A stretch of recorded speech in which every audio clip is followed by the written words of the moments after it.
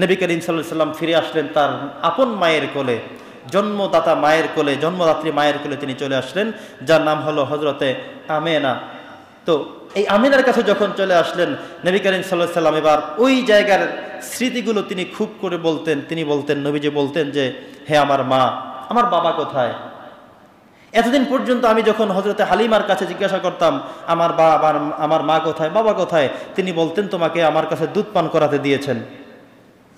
দুধ পান করানোর শেষে 2-2.5 বছর যাওয়ার পরে যে সময়টি ছিল, এটা হলো বিশুদ্ধভাবে তিনি যেন আরবি শিখতে পারেন। ওই অঞ্চলটা ছিল সবচেয়ে আরবি ভাষার জন্য বিশুদ্ধ অঞ্চল, সবচাইতে সংরক্ষিত এরিয়া। সে কারণে তাকে আরও কিছু বছর সেখানে রাখা হলো।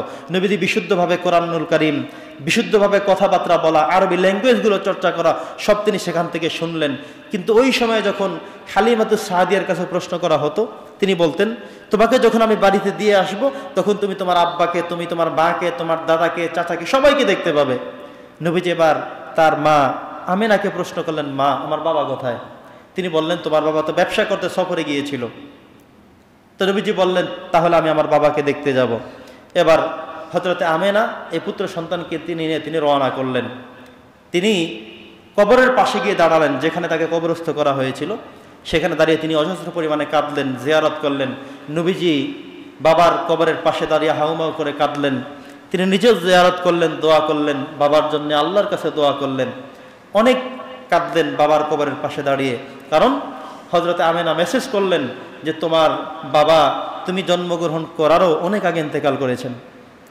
তুমি যখন মাত্র 2 মাস বয়সী পুত্র সন্তান আমার পেটে, সেই সময় তোমার বাবা ইন্তেকাল করে পৃথিবীকে বিদায় জানিয়েছে। তাকে দেখার কোনো সুযোগ তোমার আল্লাহ তাআলা করে রাখেননি। এভাবে করে করে যখন শেষ করলেন, সেখান থেকে রওনা করলেন, মক্কায় চলে আসবেন বাড়িতে। পথের মধ্যেই তার মাও ইন্তেকাল করলেন। হযরতে আমেনা তিনি আবওয়া নামক একটা জায়গায় তিনি ইন্তেকাল করলেন। ওই সময়ে উম্মে আইমান সহ যারা সেখানে ছিলেন, ঠিক একই সিস্টেমে ওই সময়ে যারা যেখানে ইন্তেকাল করতো সেখানেই কবরস্থ করতে হতো। ওই যে বলছিলাম, কারণ তারা 3 দিন 4 দিন 5 দিনের সফরে বের হয়।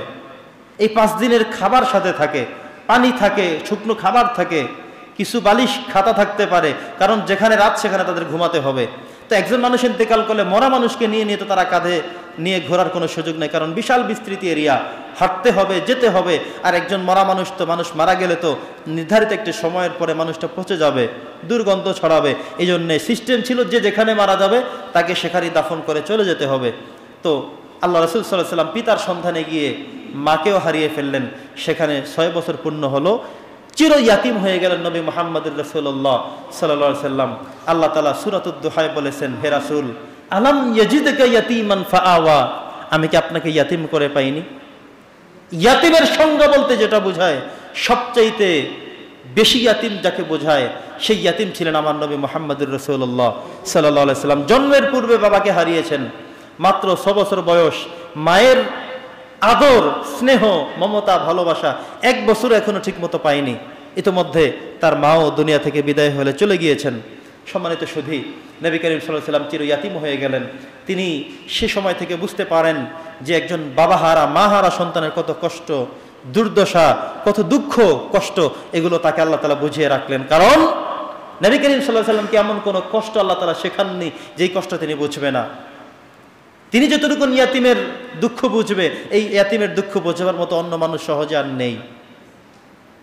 সম্মানিত সুধী, নবী করিম সাল্লাল্লাহু আলাইহি ওয়াসাল্লাম এমন করেই আস্তে আস্তে বড় হচ্ছিলেন।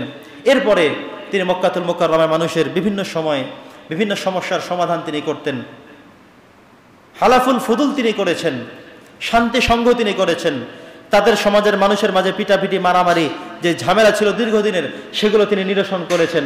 সমাজের মানুষের কাছে তিনি এখনই আলোকিত হয়ে বিভিন্ন সময়ে বিভিন্ন সমস্যার সমাধান কল্পে তিনি বিভিন্ন কাজ করে যেতেন।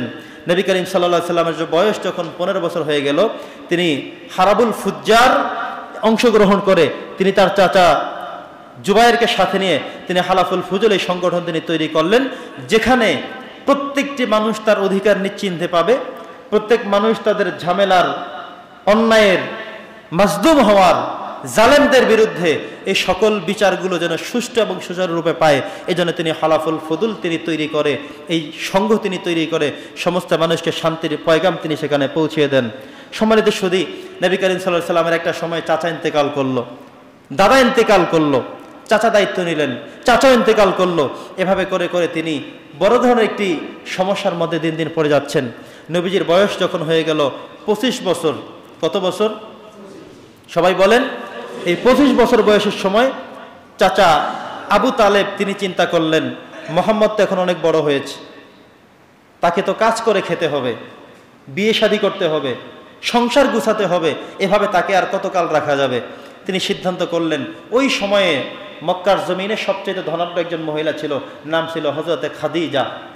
ওনার একটি ব্যবসা ছিল, বিশাল ব্যবসা বাণিজ্য ছিল তার। তো আবু তালেব নবী করিম সাল্লাল্লাহু আলাইহি ওয়াসাল্লামের চাচা হযরতে খাদিজার কাছে নবীজিকে নিয়ে গেলেন, বললেন যে আমার ভাতিজা, বাবা মারা গিয়েছেন, তার দাদাও মারা গিয়েছেন, আমরা তাকে দেখাশোনা করেছি এই পর্যন্ত, একটা চাকরির দরকার। আপনি তো অনেক বিশাল বহন নিয়ে আপনি কাজ করান, যদি আপনার কোনো একটা সেক্টরে কোনো মানুষের প্রয়োজন হয় ওনাকে খাটাতে পারেন, খুব বিশ্বস্ত মানুষ, আমার এলাকার সব মানুষ তাকে আল আমিন বলে ডাকে, তাকে বিশ্বস্ততার যে কোনো জায়গায় তাকে কাজ করাতে পারেন। হযরতে খাদিজা ইন্টারভিউ নিলেন, কিছু প্রশ্ন করলেন, জানলেন, তাকে একটা জায়গায় চাকরি দিয়ে দিলেন। প্রথমে তার জায়গা ছিল নবী করিম সাল্লাল্লাহু আলাইহি ওয়াসাল্লাম ছাগলের দায়িত্ব পালন করতে হবে, ছাগল চড়াতে হবে, ছাগল লালন পালন করতে হবে, এই দায়িত্ব তাকে দেওয়া হলো। নবী করিম সাল্লাল্লাহু আলাইহি ওয়াসাল্লাম বিশ্বস্ততার সাথে দায়িত্ব পালন শুরু করলেন। আপনাদের কাছে কি বিষয়গুলো কি মিথ্যা মনে হয়? অবাক্যর কিছু লাগে? বাস্তব তো এটাই। তো নবী করিম সাল্লাল্লাহু আলাইহি ওয়াসাল্লাম ছাগল লালন পালন যখন শুরু করলেন, কয়েক মাসের ব্যবধানে, কিছুদিনের ব্যবধানে দেখা গেল যেই ছাগলগুলো থেকে এতদিন পর্যন্ত মনে করেন 35 কেজি 37 কেজি দুধ দহন করা যেত, এখন তার পরিমাণ 2-3 গুণ 4 গুণ ছাড়িয়ে গিয়েছে। সুবহানাল্লাহ। এবং এই সময়ে যেই ছাগলগুলো বকরি ছাগল ছিল, এই প্রত্যেকটি ছাগল বাচ্চা দেওয়া শুরু করলো। যেখানে একটা বাচ্চা দেয়, 2টা বাচ্চা দেয়, সেখানে 3টা 4টা পরিমাণে বাচ্চা দেওয়া শুরু করলো। কিছুদিনের ব্যবধানে ছাগলের পাল হয়ে গেল বিশাল বিস্তৃত। সুবহানাল্লাহ। এগুলো দুনিয়াবি কোনো বরকতে নয়, এই বরকত হলো নবী মুহাম্মদুর রাসূলুল্লাহ সাল্লাল্লাহু আলাইহি ওয়াসাল্লামের বরকতে। এবার হযরতে খাদিজা একদিন লক্ষ্য করলেন যে নবীজি যখন ছাগলগুলো নিয়ে আসতেছেন, তিনি ঘরে দাঁড়িয়ে লক্ষ্য করে দেখলেন যে রাসূল সাল্লাল্লাহু আলাইহি ওয়াসাল্লাম যে ছাগল লালন পালন করে আসছেন, আসমান থেকে একটা মেঘের টুকরা তার মাথার উপরে ছায়া দিয়ে দিয়ে মেঘের টুকরার সাথে করে আসছে। সুবহানাল্লাহ। হযরতে খাদিজা অবাক হয়ে গেলেন, এটা কেমন হতে পারে? এই ছেলেটা কষ্ট করে ছাগল লালন পালন করে, মেঘের টুকরা এসে তাকে মাথায় ছায়া দিয়ে যায়। তিনি পরের দিন লক্ষ্য করলেন, একটা কৌতূহল নিয়ে তিনি ঠিক একই কাহিনী দেখলেন যে আসমান থেকে একটা মেঘের টুকরা নবীজির মাথার উপরে ছায়া দিয়ে রেখেছে। তিনি যেভাবে দায়িত্ব পালন করছেন, আকাশ থেকে মেঘের টুকরা তাকে ছায়া দিয়ে সেই কাজগুলো তাকে করিয়ে নিচ্ছে। সুবহানাল্লাহ। তিনি সবকিছু দেখে তার যে চাকরির দায়িত্ব, সেখান থেকে সর্বোচ্চ স্তরের দায়িত্ব তাকে দিয়ে দিলেন যে না, এই মহামানব যিনি, তাকে ছাগল লালন পালনের দায়িত্ব দেওয়া যায় না, তাকে দায়িত্ব উন্নীত করে দিতে হবে। অন্য জায়গায় তাকে দায়িত্ব দেওয়া হলো। তিনি যেখানেই তাকে দিচ্ছেন, দেখছেন যে তার সাফল্য তার স্বাভাবিক কোনো অবস্থায় নেই, সাফল্যের সর্বোচ্চ শিখরে তিনি পৌঁছে যান। এটাই হলো তার জন্য আল্লাহ তাআলার পক্ষ থেকে বারাকাত। সুবহানাল্লাহ। এবার হযরতে খাদিজা তার চাচা আবু তালেবের কাছে প্রস্তাব করলেন যে আমি তো স্বামীহারা, আমার স্বামী নেই, আমার বিশাল ব্যবসা বাণিজ্য রয়েছে, সততার সাথে এগুলো আমি কাজ বাস্তবায়ন করি।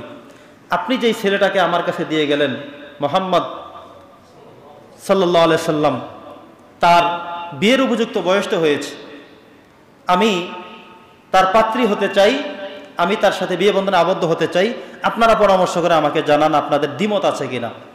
তারা নিজেরা বসলেন, সিদ্ধান্ত করলেন, নবীজিকে বসালেন, সিদ্ধান্ত করলেন, নবীজি আল্লাহর সাথে পরামর্শ করলেন, আল্লাহ বলেন ঠিক আছে আপনি করে ফেলেন। আলহামদুলিল্লাহ, নবী করিম সাল্লাল্লাহু আলাইহি ওয়াসাল্লাম সম্মত হলেন, বিয়ে হয়ে গেল। সুবহানাল্লাহ। এই যে বিয়ে হয়ে গেল, এটা হলো মাত্র 25 বছর বয়সে, আর হযরত খাদিজার বয়স ছিল 40 বছর, যেটাকে একজন বৃদ্ধা মহিলা, বুড়ি মহিলা, এমন এক শ্রেণীর, এমন এক পর্যন্ত বয়স যার ছিল।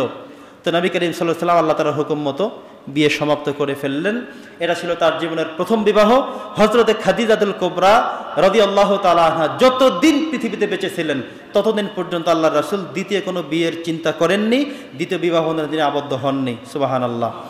যতগুলো সন্তান জন্মগ্রহণ করেছে, এই ফ্যামিলি থেকে জন্মগ্রহণ করেছে। এখান থেকে আল্লাহ রাসূলের সমস্ত মেয়ে, পুত্র সন্তান সবাই এখান থেকে জন্মগ্রহণ করেছে। নবী করিম সাল্লাল্লাহু আলাইহি ওয়াসাল্লাম অত্যন্ত সুখে এবং শান্তিতে এখানে দিনগুলো পার করতে লাগলেন। নবী করিম সাল্লাল্লাহু আলাইহি ওয়াসাল্লামের বয়স যখন 40 পরিপূর্ণ হয়ে গেল, অর্থাৎ বিয়ের 15 বছর পর, এই সময়ে যাওয়া পর্যন্ত 35 বছরের পর থেকে আল্লাহ তাআলার নির্দেশক্রমে তিনি হেরা গুহায় আশ্রয় শুরু করলেন। সেখানে তিনি ওহী প্রাপ্তির জন্য নিজেকে ধ্যানমগ্ন শুরু করলেন।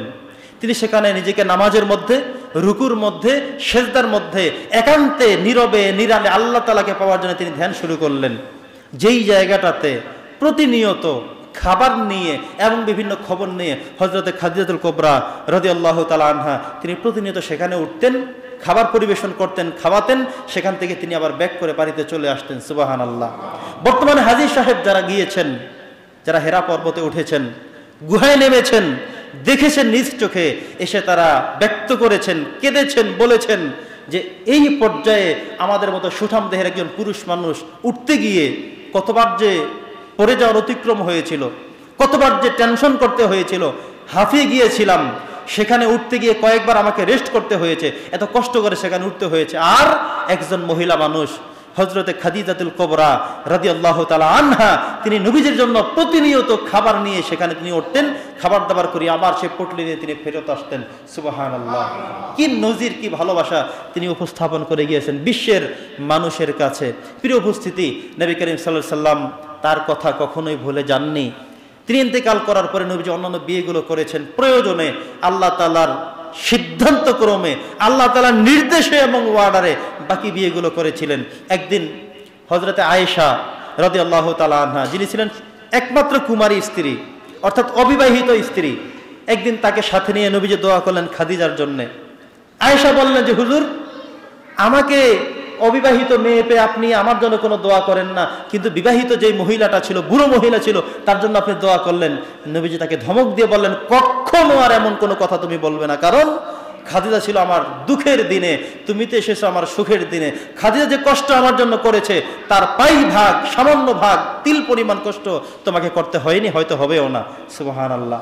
এত কষ্ট করেছেন, তার মানে হলো এখান থেকে আমরা একটা বিষয় বুঝি, স্বামী স্ত্রী যে ভালোবাসা, যে মহাব্বত, সেটার গুরুত্ব কিন্তু অনেক বেশি, যেটি স্থাপন করে দেখে গিয়েছেন হযরতে খাদিজাতুল কুবরা রাদিয়াল্লাহু তাআলা আনহা।